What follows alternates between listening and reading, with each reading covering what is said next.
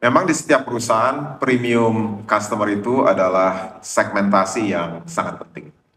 Bahkan boleh dikatakan bahwa kontribusi terhadap laba dari satu perusahaan yang berasal dari premium segment itu adalah yang terbesar. Jadi nggak heran kalau ada satu bank yang kita sebut sebagai bank universal dengan puluhan juta nasabah.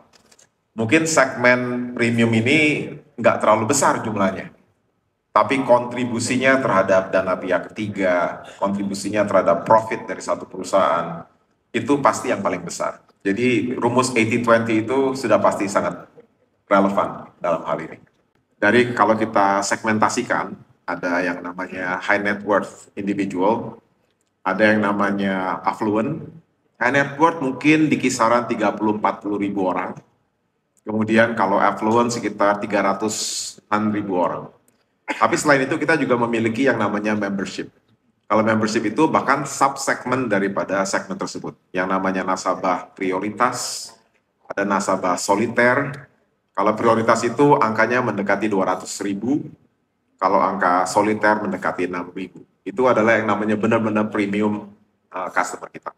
Jadi kita bedakan yang namanya segmentasi dengan membership. Karena kalau membership itu harus atas dasar invitation dari kita.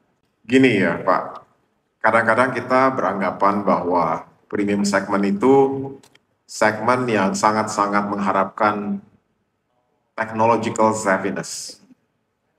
Saya kasih contoh ya, realitinya nggak kayak gitu. Segmen premium mungkin suka sekali kalau beli HP Samsung yang paling canggih, atau beli iPhone 16 yang paling canggih bahkan di luar negeri. Tapi yang digunakan hanya WhatsApp-nya aja. Kalau ngambil foto, ya ambil foto, editnya juga nggak ngerti gitu. Ya, jadi kita jangan salah artikan bahwa premium segment ini technologically savvy. Itu tidak demikian. Yang kedua yang saya sampaikan, saya setuju sekali dengan yang disampaikan Pak Agung mengenai personalisasi. Dan segmen premium ini bukan hanya personalisasi, dia ingin dilayani dengan sebaik-baiknya. Ya, dan dia ingin dilayani sebaik-baiknya. Dan rightly so, karena mereka memang memberikan kontribusi yang paling besar untuk perusahaan. Ya. Dan yang kita bisa bantu, contohnya saya kasih contoh yang real adalah di wealth management, pengelolaan kekayaan mereka. Saat ini memang cara kita melakukan personalisasi itu masih manual. Jadi kita melihat, oh nasabah XYZ, bagaimana risk appetite-nya, masuk kategori mana, apakah yang agresif, apakah yang moderat, apakah yang konservatif. Kemudian personal bankernya memberikan opsi-opsi. Ini loh kalau Bapak konservatif, investasinya sekian persen dialokasikan untuk obligasi pemerintah, sekian persen di saham dan lain sebagainya. Tapi dengan teknologi, ini harusnya ini bisa di-automated. Karena di bank-bank internasional, tempat saya kerja dulu, di JP Morgan, udah sangat automated. Kita udah tahu, wah ini nasabah ini bukan cuma dibagi atas dasar konservatif, moderat, agresif, tapi kita tahu 15 tahun lagi dia cita-citanya mau punya kekayaan berapa banyak. Kalau dia mau pensiun tahun berapa. Jadi bisa di backtrack itu. Roughly kamu harus masukin fund-nya itu kemana-mana. Dan ini akan sangat terbantu dengan teknologi. Jadi sekali lagi, technological advancement ini akan membantu personal banker untuk melakukan personalisasi.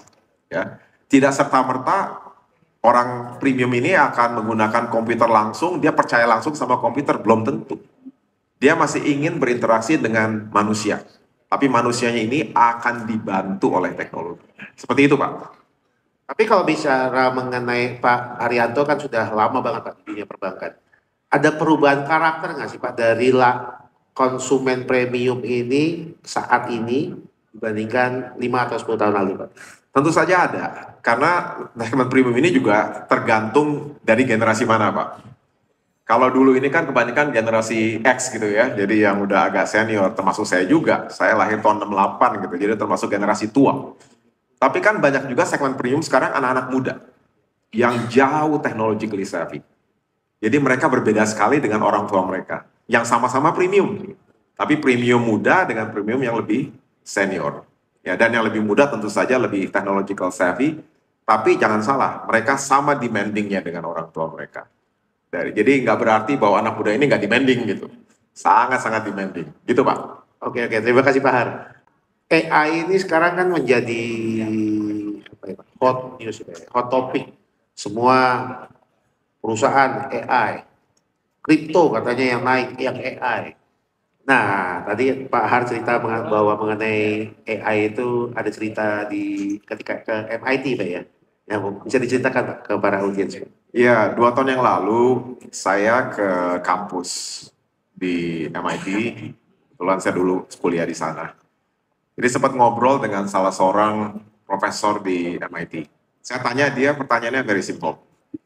Apakah AI ini yang kita kenal sekarang ini bisa menjadi seperti Skynet? Kalau teman-teman ingat ya, Skynet itu adalah komputer yang sangat-sangat jahat yang ada di film Terminator 2, Arnold Schwarzenegger, di mana dia bisa berontak terhadap manusia.